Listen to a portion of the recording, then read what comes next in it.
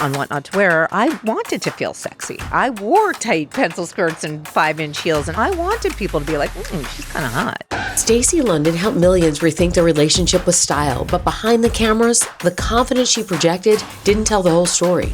I am experiencing so much shame and so much pain and so much fear around this experience. I wish that I had really understood that I was lacking so much self-esteem. You gotta say yes. You got to say yes. Now she's helping women do the same, using personal style as a way back to confidence. Everyone knew you as style, Stacy London style. You're the definition of reinvention, of change. Now she's on the Tamsen show to share how you can do the same, starting with the way you get dressed. Be honest about what doesn't fit, what will not continue to fit, what you are torturing yourself with. That is psychological torture. It is psychological torture. It is psychological torture. This is who I used to be. Because it's not just about getting dressed, it's about reclaiming who you are at any age. It's about identity. We are one person that evolves through a lifetime with multiple identities. This is Stacy London on The Tamsen Show. You know, I always love when we first met, I loved you. Then I fell in love with you again like 10 years later. And I'm so glad you're here. Thank you. You're my sister. It means so much. I know. I want to move this mic and run up and hug you. But it's also that you and I realized very much around the same time that what was happening to us was not okay. We didn't know that we were in menopause. Right. Nobody gave us any information. No roadmap. I know your story, of passing out. How can you be a newscaster when you can't read the prompter? And I went into true existential crisis. I remember. I was just like, I don't know what to do. I don't feel like myself. I don't look like myself.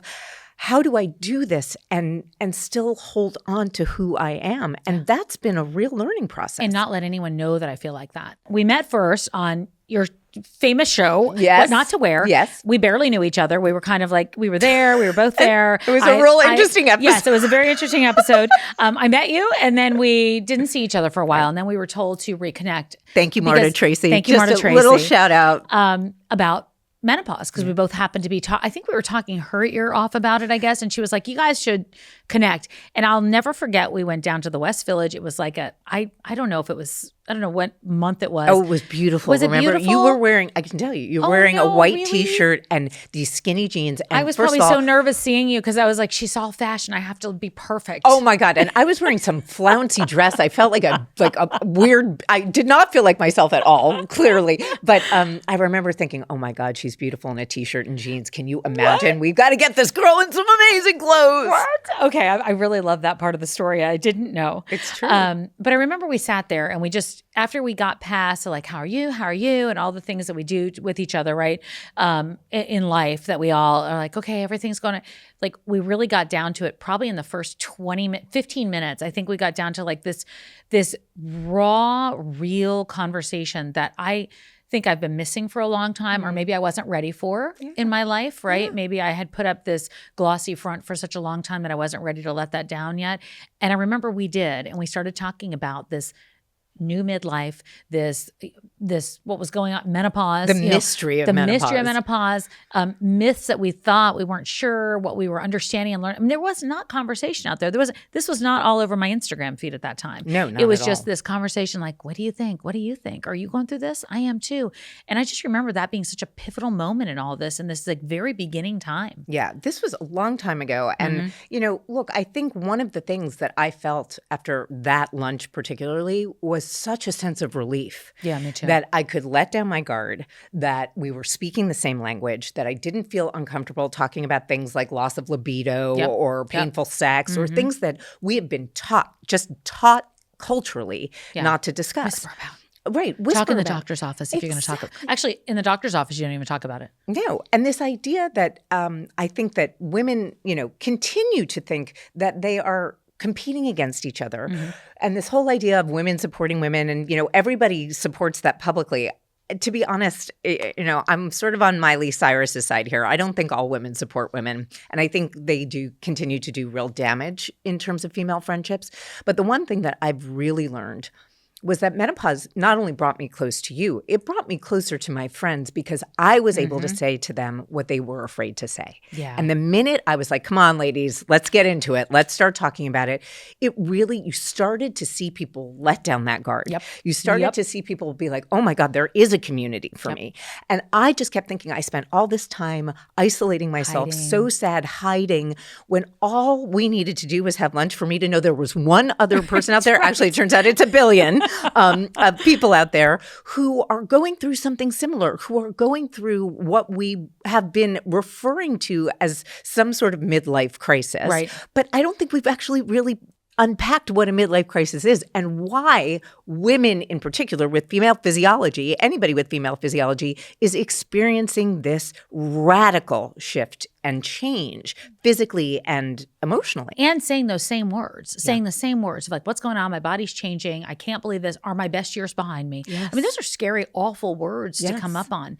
I think what I also remember from that lunch, I remember going home and telling Ira, like, Stacy London was talking about menopause. Like, I mean, if she was going through that, because I think there's something to that when you see somebody who's so public and so beautiful and so, but I don't know that we all know who we are from the outside, right? But when you're looking at you from the outside, I'm like, she has got it together. She is smart. She's bold. She's brave. And she's talking about this. And I just remember thinking like, wow, like there's somebody else that understands me. And she's so real about it too.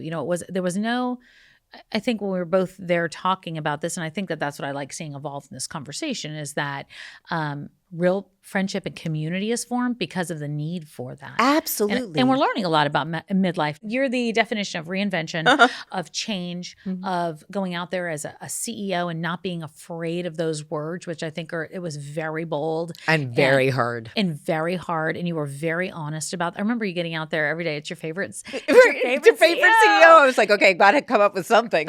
But you were really bold about all that when you started your business talking about menopause. Yeah. And everyone knew you as the fashion, style, Stacy London style. Right. And now you've come back and brought it all together. I think it's such a beautiful weave. And I don't know, I think it's just all kind of come together beautifully, not without a lot of hard work, but and also a lot of mistakes. I really love talking about mistakes and failure now. That's another thing that we don't talk enough about. And, I went into this thinking I am experiencing so much shame and so much pain and so much fear around this experience. If there is one person that is going to, I'm going to help by putting out this product or, having a website that you can go to, I will have done something right. And there were a lot of difficulties that I was facing. Not only did I have to acquire a company that had started but not been launched yet, without really understanding the economics of it all, just knowing that I wanted to get it out there now. Yep. And I think perhaps I was maybe a little bit early for what we would now call the menopause gold rush. Sure. But I certainly think that at that time, look, a lot of people in style said to me, you are committing career suicide. The minute you start talking about menopause, nobody is going to let you talk about style. Wow. And I thought, well, first of all, audiences did not accept me as being a CEO and talking about menopause immediately because they were like, well, we want fashion advice. And I thought, well, why am I not allowed to change? Why are my priorities not allowed to change? Why do you think that is? Audiences like what is familiar, and people want you to stay in your lane. And I think that's true for most women in general. And this idea of being entrepreneurial or this idea of being multifaceted and not staying in your lane is another way to prove that we can do whatever we want in life and that it is never too late and that you're never past where you're supposed to be. And for me, trying out, being an entrepreneur was an incredibly difficult experience, but it taught me so much, not just about business, but about what was going on in the medical world in menopause, in psychology, what was going on in terms of Dr. Judith Joseph talking about high-functioning depression and how that's something that really can happen in menopause and how to tell the difference, and so many things that I learned that were helpful in my own evolution. But I'll tell you what I learned very quickly about the company. We were getting millions of hits to the site. It was incredible. People were reading all of our articles. It was wonderful. But we got almost no conversion. And I couldn't figure it out until I realized the biggest issues in menopause weren't about skin or hair. And that's not to say that there aren't great products out there for menopausal skin and hair. It's that to say it wasn't the issues that women were really struggling with. What they were struggling with are what I like to call the big feelings, right? The shame, the guilt, the anger, the rage, the depression, the anxiety, that they didn't know where to put those feelings, confusions, or how to talk about them, that we had taken a wrong turn. And that to have to sell product to people in such desperate need felt really wrong to me. It felt like the wrong side of the fight that I wanted to be on. How hard was that? It was incredibly painful, because to think that I wanted to bring something into the world that would be helpful and realize it was really just, we did not have proprietary ingredients. I did not realize how important that was going to be, because frankly, if you're going to do skincare, hair care, vaginal care, you really have to think about being clean, which we were, but also you have to think about what stay in your lane is kind of funny, right? Menopause is not a lane. There are so many different aspects to it. We're all going in that lane, by the way. And everybody said to me, well, how are you going to make a line that everybody is going to use for menopause? Like you're going to do everything? And you realize, people now, the way you roll out product is one hero product. You prove that it works. Then you add two more. Then you prove that those work. But look what you learned from all that to go into now the business that you're in, which I am so proud of you. Well, but the reason that happened. Yet another one of our New York lunches, that we talked about. But one of the reasons for that, and I should explain going full circle, was closing that company. Clinton, Kelly, and I, my previous co-host and now future co-host of a new show, we went out on tour. Like we just wanted to see if people were interested in seeing us together. We called it the Stacy and Clinton Show, and it was like a variety show for an hour and a half that we did around the country. And women our age, like really, I would say between the 40 and 65 range, would come up to me at every show and say, "Where are the clothes? I don't know what to wear now." I'm not in my 30s. I'm not even in my early 40s where I could get away with, wearing clothes from my 30s and late 20s maybe. I don't know what I'm supposed to look like. Trends don't mean anything to me, but I want to look put together. I want to look relevant. And at that very same time, QVC was really looking to amplify the Q50, all of these female ambassadors who are doing incredible things with their lives that start at 50 and go all the way up to their 80s. So love. I just love that group of women. It's an incredible group of people. And to ask to be a part of that was amazing. But then to realize that I could introduce clothing that was specifically for this woman who is maybe a little bit more fashion forward and, might do fast fashion shopping sometimes at Zara, has designer clothing as well. You don't think of QVC as being the place where you're going to find modern, not necessarily trend forward, but certainly relevant clothing that you can wear for many years that is specifically meant for this age group. Thinking about, hey, is that zipper clear enough? Because I want you to be able to zip it without your reading glasses. Or, is a pull-on pant, how do you make a pull-on pant that looks tailored? Things that... What do you do when you're feeling bloated and awful, but you still need to look put together? I mean, those are real questions. Like when I I wrote the book and interviewed you for that, and I was like, am I okay putting clothes in a menopause book? And then I went, oh, I have to do that because all these, you can't leave anything out of this time in life. Because it's about identity. It is about identity. And I think we forget that we are one person that evolves through a lifetime with multiple identities. Now, this comes very naturally to me because I'm a Gemini. Like, we don't know what our favorite color is. You see, there's too many personalities. There's a lot to choose from. Right. There's a lot to choose from. But I do believe that part of being self-aware is actually understanding, like, let's say every 7 years, your cells completely turn over. You are literally a new person every 7 years. You need to think about every aspect of your life, in whether it's 7 years or a decade or whatever works for you. Every year, people make resolutions, whatever it is.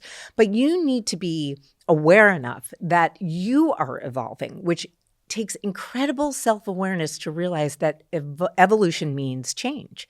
So you're not going to wear the same clothes you wore in your 20s. You're not going to want to. And it's okay. And that's okay. It's like saying, you loved baked beans as a kid and now you don't want to eat them. Right. Right. It's just your taste will change. I think we have to allow those things, though. And we talked about this before. You talk a lot about allowing yourself. You have a very interesting viewpoint of it. Allowing yourself is not the same thing as being passive and just sitting back and watching things happen. That's right. I don't believe it's the same. Letting go is a little bit more passive. Sure. Allowing requires being the work of being self-aware enough to understand when pushing back or fighting against something is actually in your own disinterest. And allowing also means that you are looking at every possibility as an option, that you are not limiting yourself, that you are not self-criticizing what you see as a potential option for your future. I noticed that I have this voice, this mechanism that kicks in the minute I think about doing something wild and crazy that's like, Stacy, that's not practical. Shut up, that's Stacy. Right. Stop being, negative Nancy. Let positive Polly, think about things for a while. And you really have to be very much in control of the way that you think. The way that you think is going to determine the choices that you're going to make in your life. And I think it's very hard when menopause is literally the most disorienting stage of life. Yeah. That's why we needed to start asking questions and getting answers. It's why I hope in our future we are going to get much more research on female physiology and how bodies work, because we're not little men. And the minute that we start putting the clinical dollars towards that research, I think we're going to find that our systems are much more complicated. I wonder what we're going to find, actually. I really do wonder that. I think we have barely scratched the surface, barely. You said you and Clinton did an interview, and the host asked you both a question. Your eyes were opened after the answer. Can you tell that story? Yeah, well, Clinton has opened my eyes in a lot of ways. And it's funny, a lot of things that I think I used to be more envious about are things that I truly admire in him now. And one of the things that I admire most is he said something on that podcast that literally struck my heart. We were both just asked to say something that we'd never said before. And I said, I don't know if I know what my taste is. And I thought that was kind of like a big confession, right? I love French country and Italian mod from the 70s. And that doesn't always work together when you try and put colorful ceramics with lucite or whatever. And I was saying sometimes I don't know how to mix all of those things together. But Clinton said something that literally blew my hair off. He said, I do not live a fear-based life. And I really... I almost started crying. I actually started crying when I got off the podcast because I thought, I have been living a fear-based life most of my life. And it stopped me from doing things that I wish I'd taken a chance on doing. And I got braver as I got older, but I'm still living in that fear. That's not where I want to live. I don't think you still are now? I do. I still think there are parts of my personality that I am having to overcome the thinking. Now, I grew up in Manhattan. I am a very proud New Yorker. I'm also proud to say I never learned to drive. I did fail my test when I was 17 because I had a small argument with my official. They told me not to take the test at the end of the day because the inspectors are usually grumpy. But he was mumbling. And I said, sir, you're mumbling. Did you say left or right? And he was like, listen, lady, it's not my problem if you can't hear me. And I was like, listen, sir, it's not my problem. This is your job. And he was like, get out. You oh fail. My gosh. So much for that. And where are we now? Almost 30 years later. Decades later. I still don't know how to drive. So the goal for this year is to learn to drive. Really? I'm 55 years old and I'm terrified of driving. It bothers me that I'm so afraid to take responsibility for my own life. And I think I spent a lot of my life waiting for somebody to come and save me. Many people have already said that. I know Mel Robbins has said that. Nobody's coming to save you. There is no Prince Charming. Sorry, Walt Disney. Your rom-com fantasies of my childhood do not actually mean anything. I always think of the Sex and the City episode where Sarah Jessica Parker says to Charlotte's daughter, you know that these are just fairy tales, right? In the book. Did you watch Sex and the City? I did not watch. What? You're a New Yorker. What? Because I lived it. Oh, you were working. Never mind. You were Sex and the also, City. I'm sorry. I'm like, there's nothing Sarah Jessica Parker has on me that I have not done on this island of Manhattan. Dare I say? Maybe that's that's something for a different podcast, Stacy London. Exactly. But I understand what you're saying about living a fear-based. I mean, I've done that for a long time. I think it's a.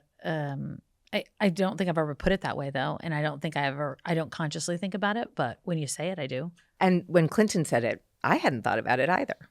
And I have to say, I thought, oh my God, that's a real goal. And that also requires allowing yourself to be brave, right? What does that mean? That means being terrified and doing it anyway. And there are things in my life at 55 that I'm realizing I was always of this mentality. If I can't win, I won't play. I was always afraid of being embarrassed or humiliated by being a novice at something. And instead of looking, trying to learn something new in order to be good at it, I just either if I was not good at it, I just wouldn't do it. And if I was good at it, that's what I would gravitate towards. And I realized what a shame that is. I realize how that shuts down so much that we can learn, so much wonder in the world. And instead of having all of this anxiety, if I had trained myself to be better at taking chances, then I would be more prepared for this stage of life. Where do you think you're not prepared for this stage? Well, I feel like I'm prepared for it now because we've been talking about it for so long. But I still think that at 55, to feel fear around things that other people do every day. What you learn to drive at 14, right? There are things that literally I think would change the quality of my life dramatically. Like I'm finally moving out of an apartment that I've been in 20 years because I've just been too lazy or too bored or too afraid or, what if I don't find any place I like better than this? And I've seen apartments in New York City. They're not like my apartment. How am I going to find a balance and moving? And I think about all the things that are difficult and overwhelming rather than, and I know you're good at this, you make lists, you love to check things off. I am way too messy for any of that. The last couple of months, I've completely cleaned out my entire house, and it has been one of the most interesting experiences. I did not believe that a cluttered house led to a cluttered mind. Oh, you didn't? I really didn't. I was like, my house is fine. I've got like prototype clothes everywhere. I've got like my desk, which a friend of mine said she didn't know was there because there was a rack in front of it. I didn't know this. Well, you have clothes everywhere. Piled high with papers, important papers, contracts, my will, like my stock options for my apartment, like literally just piled on top of each other. I'm going to come over with a label maker. And I was like, these are the things I need to deal with. If you came over to my apartment today, you can see my desk. Not only can you see my desk, there is nothing on my desk. I have cleared it out. But I feel like you've been so busy creating that's okay, that's forgivable. Well, that's magical. That I have to tell you, I don't know if I like styling or designing more. Really? But you were always styling, right? Always styling. Now designing. I'm designing my line at QVC is called by Stacy London. That was really with this idea in mind. Make sophisticated clothing that's as easy to put on as sweatpants and do it in comfortable fabrics at an affordable price that are well made, that will last. That will not be something you wear for a season and then say, got to throw it away because it ripped at the seam. It's also been very challenging to understand how to create a good and universal fit when you're talking about fabrics that don't stretch. I've learned so much about technical design and draping and, how do you know that a shoulder seam is a 16th of an inch off? I work with a technical designer who can see that from 5 feet away. I was like, what? So there's so much to learn. So while you were doing your show, you knew how to style though, right? Oh, well, because I came from magazines. Right, of course. Yeah, and I was a stylist. now it's all about the design. Well, but those are different. Those are 3 different careers, Stacy. So I don't think you have fear. I don't know that you live in fear. I don't. Maybe I feel afraid, but I do it anyway. Yeah. And I think that I felt really desperate when in like 2018, when I felt like the makeover show genre was kind of over. Yeah. I didn't feel passionate about fashion. I lost my father. I was in a like darker place. And I think it was also because I was already in perimenopause and didn't know it. And I was really struggling with all of the symptoms, the brain fog, the joint pain. We've talked about this, the weight gain, the headaches. I mean, all of it, the nausea, the food allergies, the itchy skin, the itchy ears, the itchy underarms, you name it, I had it. And I just felt I needed to do something. And what I find very important is that when you are lost, don't look out. You got to look in. When you are lost, that path is not outside of you. You will not be able to take the step until you can imagine that there is a path for you. And I thought, I'm so unhappy with where I am. I'm so unhappy with what I'm feeling. I have to turn this into something else. This can't just be me that is experiencing it. How am I going to take what I'm feeling and this feeling of being lost, or this feeling of decrease in income, and this feeling of wanting to be saved but knowing that I have to take care of myself, all of these things, why don't I start talking about them? If I start talking about them, at least they're not boiling up inside me. And I knew that I couldn't be alone. And the community that has been created out of this is part not of this movement, but of this movement. And even in Frank Lipman's book, which came out years ago, How to Be Well was the name of the book. Community and friendship is essential. It is actually more essential for women as they age than having a partner. Isn't that amazing? Because I always kind of underscored, like, it's just a community if I have time. Yes. If I have time. If I have time to see my friends, I'll have a drink. Right. I'll do that. Exactly. And community, you have it does not mean a ton of people. It means that you have your people that you can, lie down and say, I can't go out tonight. Make me a martini. I'm coming over, and sob on your couch. I like this, Stacy. Yeah. I like this, Stacy. Do you feel like you're saying yes these days to more things? I'm saying yes. Like tonight I'm doing archery. What? Yeah. My friend Kendall started a company called Wild Captives. And during the pandemic, she taught herself archery. And now she makes her own bows and arrows and has an archery area at at Industry City. That one day you're going to drive to. Right, exactly. In Industry City in Brooklyn. And you can book lessons. You can go there and just shoot. And you can do all of these things. What is that lesson to somebody younger? Because I always think about this. I always think I wish that I had this, whatever this is, when I was younger to myself. Me too. I do really. And I know that we say that over, what's your advice to your younger self? But I do feel like I wish I had some of this. What would yours be to a younger Stacy? Yeah, I think I would have said yes more. Right. And I know that a lot of women our age love to talk about that no is a full sentence. But you got to say yes. You got to say yes. You have to say yes, even if things aren't exactly perfect. Whatever interests you, whatever strikes you as potentially something interesting. It doesn't have to lead anywhere. It doesn't have to be a goal. It doesn't mean you wind up with $1 million at the end of the day. You're just trying something new is a yes. That is a yes. And I have missed a lot of yeses in my life. Why? Out of fear.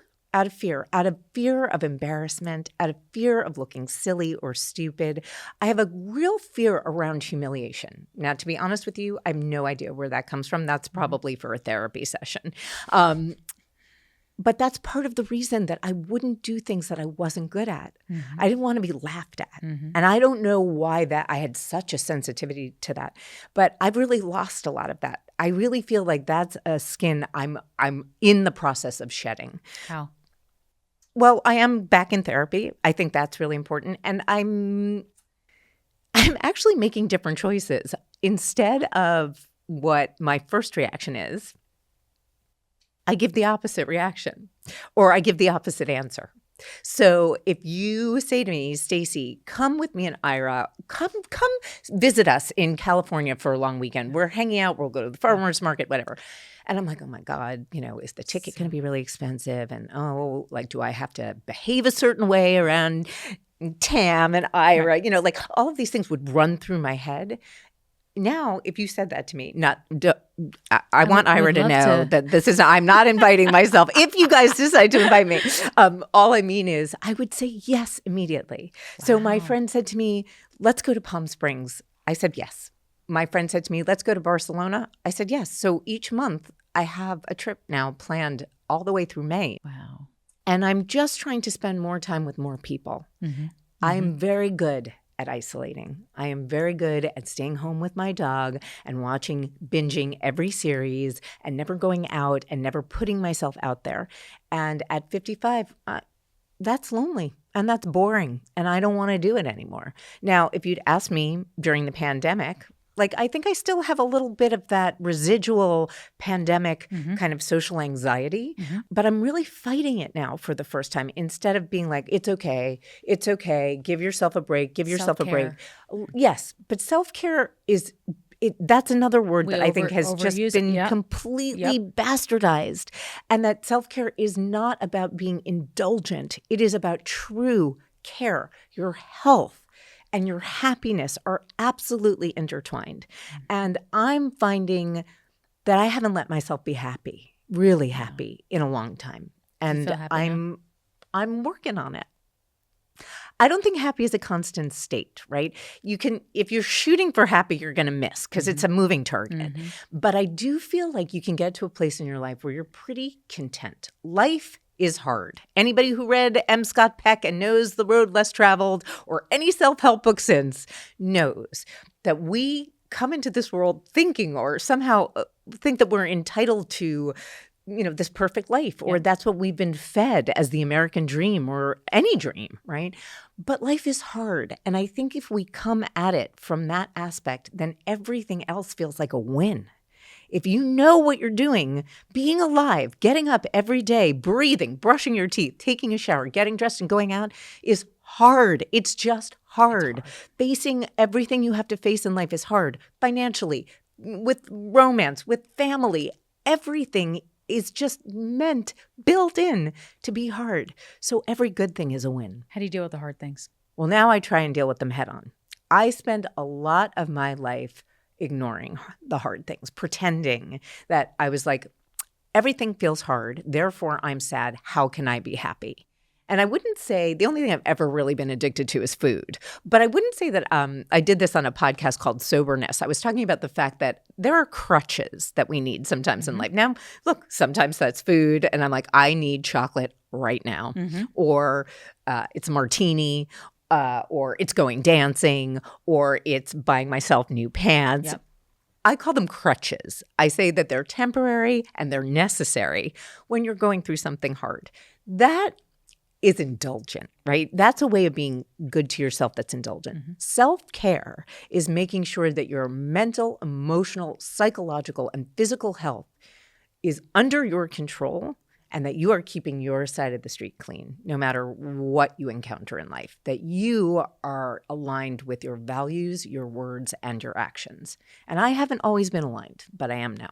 I love the fact that when you walk into an interview, people are like, okay, Stacy, what do I wear? What do you wear? What do we wear? What do we wear? And you've got like 25 layers of you that I feel like I always want to keep unpeeling. I'm like, oh yeah, I'm supposed to ask you about clothes. But what should you wear? But what should I wear? You're so right about that. But I think all of that works together. Like I don't think of clothes and style and all those things as very separate. I do think that all of this is part of us. How much stock we put into that, how we think about things, how you've I like to say invented. I think I don't like re. Yeah, I don't like re because it's like you did it wrong the first time and you made a mistake. Or that invention isn't something that you can continue to do your whole life, right? You don't have to just because I was here before doesn't mean I'm not inventing an entirely new version of myself. Every 7 years, I'm a new version anyway. And I love the idea of that because I really believe that this you're right. Everything is connected. Everything is about self-expression and identity and self-awareness and self-esteem and self-confidence. All these things are things that I have cared about my whole life. I've cared about helping instill them in other people because I've been trying to find a way to instill them in myself. And that's a lifelong journey.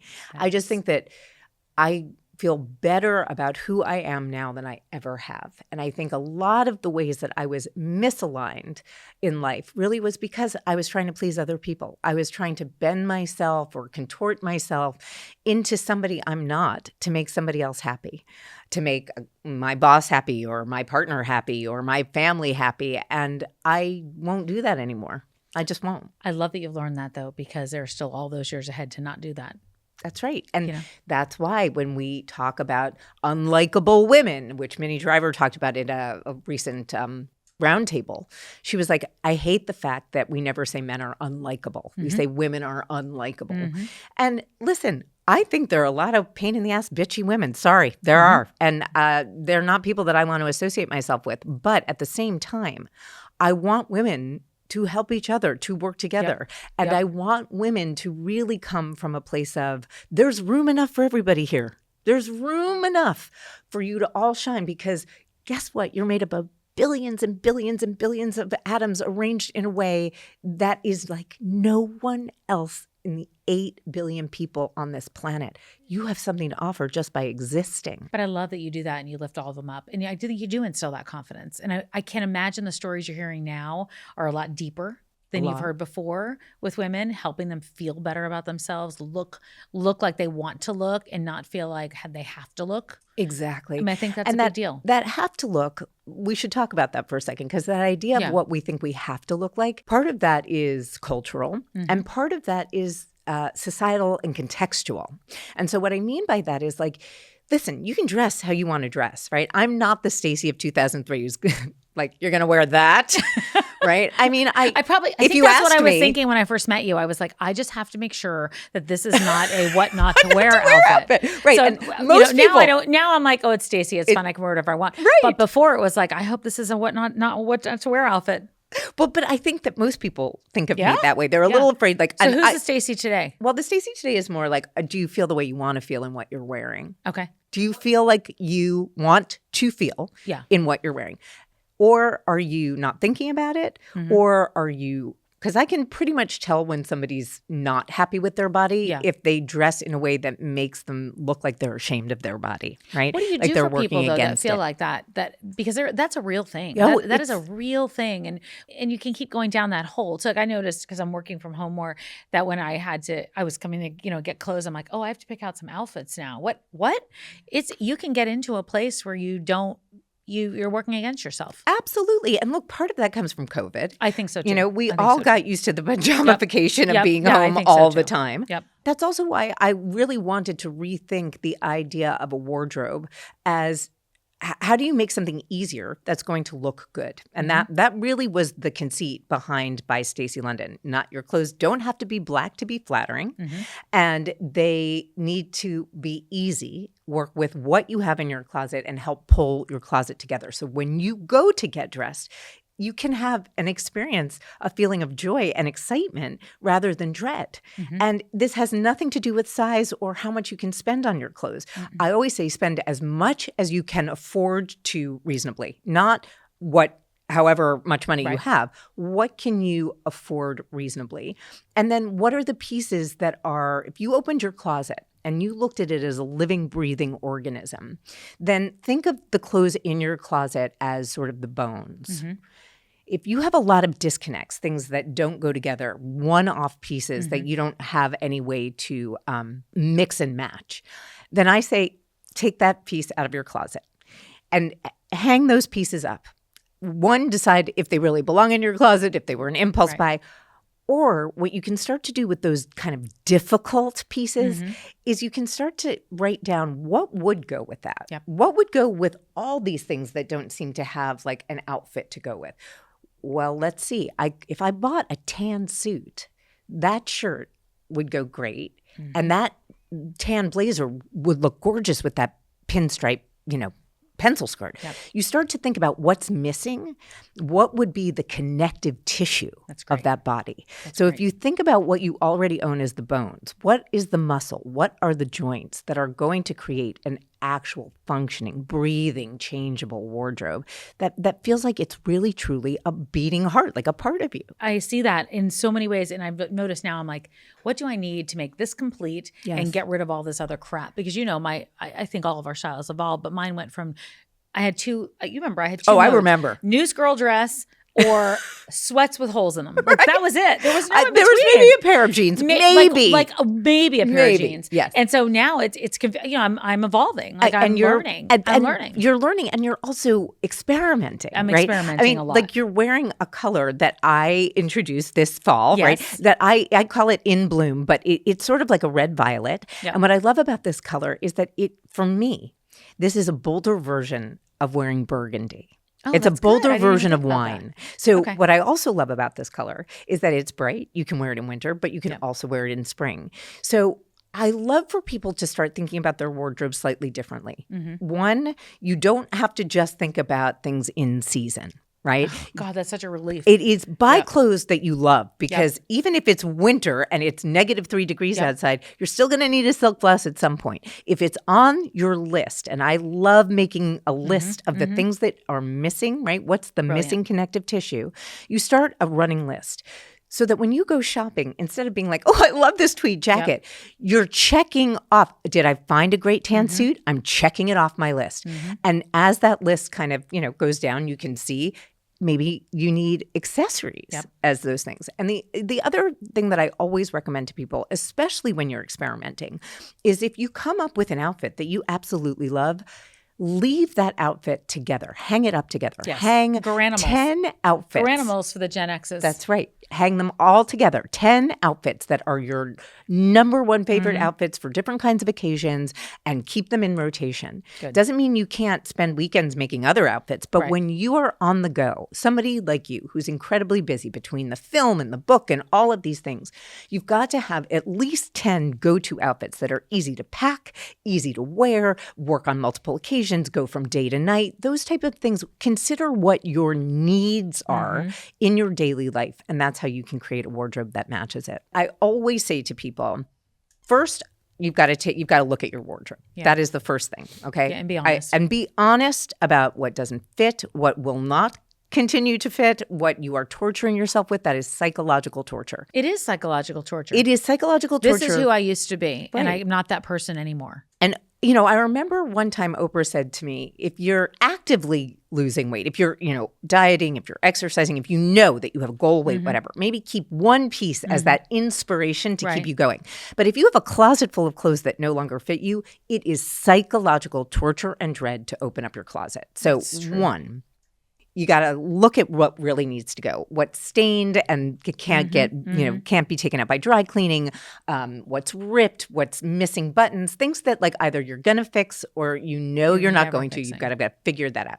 And then there's all the clothes that just don't suit you anymore that are perfectly wonderful that you should absolutely donate to charity, or you can put on consignment. And just generally speaking, you'll probably get back about a quarter of the retail price that you spent if you put something on consignment or thrift.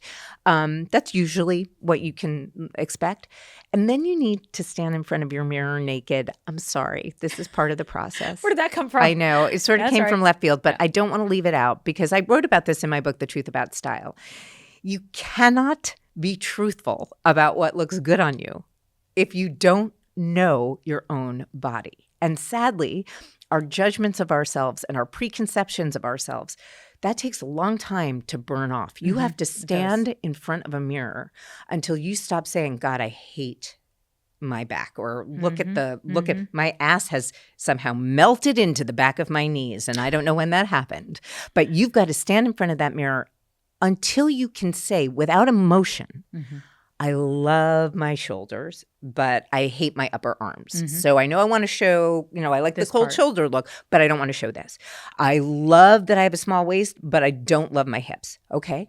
Now that you can look at those things objectively and just say, I don't love my hips, you're going to look for clothes that work not against you, not trying to hide them, but make them look or complement your figure in a way that looks better than not paying attention to it. So for example, if you don't like your tush, if you're wearing all black and you wear a long knit sweater over your tush, I immediately know that you don't like your tush. But if you were wearing a wide leg trouser and a blazer that kind of cut off right at the top of the back pocket, then I would think, oh, she might not like her tush, but look how great her body looks in those clothes. Because once you know your shape and once you know the shapes that fit your shape, which again also takes a little bit of work to understand, but that's what Dress Your Best was about, the book that Clinton and I wrote. That's geometry, that's color forms. Do you need more volume on top, more volume on bottom? How do you work those things out? It's like putting a puzzle together. Once you've done that, then you have to get your brain, because that's where style starts, to stop thinking what used to look good on me doesn't look good on me now. What you have to think is, here is the body. I know what I like and I know what I don't like. I'm starting from scratch. I'm starting with the body I have today.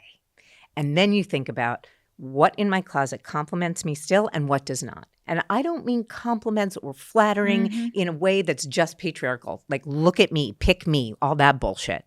In a way that makes you feel however you want to feel. For me, when I was younger on What Not to Wear, I wanted to feel sexy. Yeah. I wore tight, pencil skirts and 5-inch heels, and I wanted people to be like, she's kind of hot.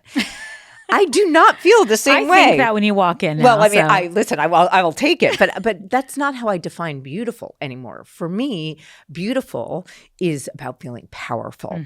The same way I don't go to the gym anymore because I'm like, I gained 10 pounds. I've got to get it off and punish myself. I go to the gym because I want to be stronger every day, because I want to walk when I'm 85. And that is a question of perspective. Your perspective changes as you age. Your priorities change as you age. And if you can think about that across every aspect of your life, every aspect of your life will only get better. You have to allow for things to be different. And we hate change. As humans, we hate it. We're afraid of it. We're terrified. Moved my cheese? That's what I always think about. Like, what? Change? And also, I saw it in my grandmother. I see it in my mom. Yep. There's a narrowing of what feels safe. If we don't stay out there, you get scared. You want things to be organized in a certain way. I remember moving my mom's aspirin or something. She was like, put it back where you found it, right? Yep. Those are things. Your world will get smaller if you don't go out and do big things. You got to do big things. You're always doing big things. Well, so are you. Laura, she wrote in 48 from Tampa. Hi, Laura. So Laura says, every time I wear a mini skirt or something that is determined too young for me, somebody in my family makes some kind of comment. What do you say to those people?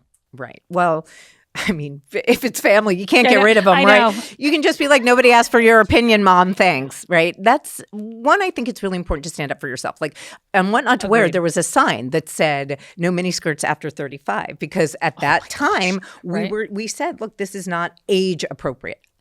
If it works for you, I don't care. I don't care whether you're skinny or you're curvy or you're plus size or you're petite or you're an extra tall. I don't care. If you feel the way you want to feel in that miniskirt, there is nobody who can tell you otherwise. And you can tell your family to stuff it. You know what I mean? They don't have to wear the miniskirt. You do. And if you are happy in it, then whatever your family says really has to kind of fall on you like water off a duck's back. I love that, though. I think that we have to hear that. We've said age appropriate for a long time. We've also put too much value, and this is where I talk about societal and contextual. We put a lot of value on what other people think. Now, what you wear matters if it is going to get you what you want as well. So, for example, I always talk about the suit. If you are job interviewing at a bank that's 200 years old and it's old and it's stuffy and it's like a very traditional system, I recommend wearing the pinstripe suit. Sure. But if you are auditioning to be a dominatrix, why not wear the latex cat suit, right? All right. Because the context is different and your employers are looking for a difference in your appearance to say that you want this job. The latex suit could work at the bank too, depending on how you want to shake things up. Depending on what you're there for. How you want to shake things up. How you want things to shake out. Oh So like maybe somebody hires you at the bank just not to work at the bank, right? but I'm just saying contextually, we want people to accept us so we can move further in our lives. That's what that public opinion should be about. public opinion by itself should make no difference in I know, our it's so sense hard, of self. though. It's been so so hard. hard. And so I always feel for people who are younger, and I feel for young women that are hearing and seeing. Even my 13-year-old nephew, he hears public opinion. It's mind-boggling. Well, it's to me TikTok, it's social media. It's everywhere. It's just everywhere, and it's getting younger. If you had advice, and I always think about like, what do I wish? I wish I'd have known this when I was younger. I say that all the time. Like, I wish when I was 26 I'd have known this. Is there anything you say when I was younger? I wish I had known this. Yeah, I wish that I had really understood that I was lacking so much self-esteem as a child, because then I would have known what to work on. Mm-hmm. I remember that, I'm a New York City kid, right? My parents got divorced when I was 4. They threw me into therapy because that's what you did in the 70s. Your parents get divorced, you throw the kid into therapy so she doesn't become like a serial killer or whatever. I don't know. But I didn't know what was wrong with me. I didn't know what I was feeling. Mm-hmm. And I, for a long time, felt that I look back on those child therapists and I'm like, they should not have a license. I mean, a lot of them just did nothing but sort of actually make that feeling of insecurity worse. Wow. And when I talk about insecurity, I think also because as a child of divorce, there was a loss of a sense of safety. And maybe that's why I've been more afraid than I would like. I want to feel safe in the world. And really, again, this is all work you have to do yourself. It's great as in early childhood development. Oh God, here I go. I'm being a little bit intellectual. Michael Winnicott talks about early childhood development and says that, one of the ways that children really become their own person and really develop a sense of self-esteem is knowing that they can explore, but that they're safe. Mm-hmm. So if you put a baby on a blanket and that baby goes to the edge of the blanket, that baby knows that they're safe if somebody's watching them. Yeah. And it's okay to step off the blanket. If you feel like you're not safe when you're young, it's very, very hard to develop that sense of safety later in life. And it's a sense of safety I didn't even know I was missing until now. And How did you figure out you're missing it? I think, by my actions, really by who I have spent time with, also what I've settled for in my life, staying in jobs for longer than I wanted to, being with partners that were probably wrong for me. I think that a lot of choices that I've made in my life, I chose things out of a low sense of self-esteem, a low sense of self-worth, and really no self-awareness. Self-awareness, it is hard to face the dark side of yourself. It is hard to face the ugly, mean, yucky, spiteful, jealous, gross, awful side of yourself. Do you feel like you do it now? I do. I do. In the I morning, really at do. night, all day long? No. Because you have to face those things and accept them, not be embarrassed and ashamed of them. Because again, that shadow side of yourself, that darker side of yourself, we all have it. And to ignore it is to live in a way that is not aware, right? Instead of just being mean and spiteful because I've been triggered, now I can say, wow, somebody triggered me and I am feeling really mean and spiteful. Okay, what am I going to do with that? Well, now I know to talk about it. I feel mean. I feel spiteful. I feel awful. I feel so angry. I feel this. Wouldn't that be great to have when you were young, though? It would have been amazing. But it would have been amazing to know that it was okay to admit to feeling like a shitty person instead of trying to hide it and be perfect and lovely all the time, like most women are taught to do. Yep. So anytime a woman is called unlikable or difficult, I struggle with that because I'm like, who says that she's unlikable and difficult and why? Yep. Right? Because if you have boundaries and you are a person who knows themselves and knows their worth, you're not going to put up with a bunch of shit. You're not going to put up with stuff. And you know who those women are that won't put up with it. You can feel them. Of course you can. And I used to be afraid of those people because I was like, wow, they're so strong, so tough. Yeah. And now those are the people I admire most. You've been around tremendous women. Yes. Best advice you've gotten from another woman? Actually, this is kind of funny considering we're all friends. Sherry Shepherd. Sherry Shepherd was on The View. It was the first time I was on The View. I was in Barbara's seat, terrified out of my I'm terrified gourd. for you. Yeah. And we sit down at the table and, there were coffee cups on the table. This was in the old studio, not where they are now. And there was that semicircle table, right, where we all sat. And I had Sherry on my left. Can't even remember who was on my right. But Sherry, the table was lit. Yeah. So that you got light from below. Sherry said to me, "Move your mug. It's blocking your light." And I thought, Love her. that's worth remembering. That's good advice. We want light from below as well. Okay, That's good. move your coffee cup. And it was hilarious to me, but it was one of the smartest things. And I'll tell you something else about Sherry. One of the reasons that I really admire her was she was the first person to talk to other women about their salaries, to make sure that people Isn't were that getting amazing? what they deserve. Good. And that's something I think women need to do more. I think women need to talk about money more, finances more, helping each other invest. All of those things I think are very important because typically it's a male-dominant field. Yeah. And I think it's about time that, if we're making our own money, that we are managing our own money. Stacy London, I love you. I love you too.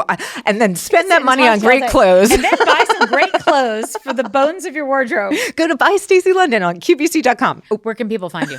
Right. Do it Actually, okay, you can go to QVC.com and search by Stacy London. I do tutorials on by Stacy London on Instagram. And I'm Stacy London Real on Instagram just for all of the things that I do. I think I'm Stacy London on Facebook. I don't think they're all Stacy London Real. We'll find you. I could have talked to Stacy for 10 hours. Seriously, she is the best. I feel like every time she opens her mouth, there's some perfect mix of wisdom and wit, and I just want to write it all down. Clearing the closet hit me hard. You guys know I talk a lot about decluttering. I have clothes in my closet that I know don't fit, don't work, and honestly just don't make sense anymore. So why am I holding on to those? I was thinking about that while she was talking. It's time to let go of the maybe someday and start making room for what actually fits in my life right now. Let's not forget the moment that she talked about standing in front of that mirror naked, seeing yourself, like really seeing yourself. And that is not easy to do, but it really feels so necessary. So I'm going to give that a try, even if it makes me squirm a little bit. Let me know what you're thinking. If you're going to try the 10 outfits, stand in front of your mirror naked, or do a closet clean out, I would love to know and love to hear more about it. And if you're loving these conversations as much as I am, leave a 5-star review on Apple Podcasts, Spotify, or wherever you are listening right now. It would mean the world to me. It's how we keep these conversations going. If you've got questions for me or a future guest, shoot them over to podcast@tamsenfadal.com or come hang out with us on social at The Tamsen Show for more behind-the-scenes moments and chats like this one. Thanks so much for spending the time with us. I'll see you next time on The Tamsen Show.